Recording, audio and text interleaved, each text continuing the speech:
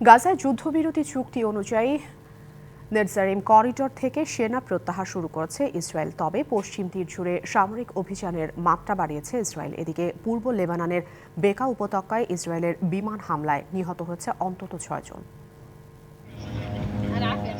গাজা উপত্যকায় দীর্ঘ 15 মাস রক্তক্ষয়ী যুদ্ধ বন্ধে কাগজে কলমে বিরতি আনা হলেও অধিকৃত পশ্চিম তীরে সামরিক অভিযানের নামে বাড়ছে ইসরায়েলি বাহিনীর হামলা ও নির্যাতন।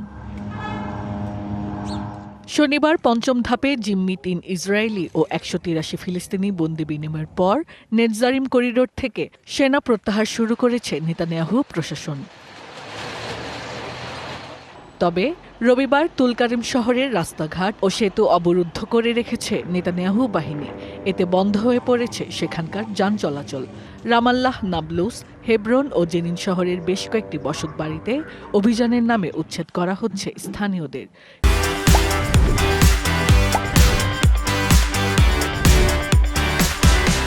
কিছু কিছু এলাকায় বন্ধ করে দেয়া হয় পানি সরবরাহ। এদিকে অধিকৃত পশ্চিম তীর ও গোলান মালভূমিতে সামরিক মহড়ার ঘোষণা দিয়েছে ইসরায়েল।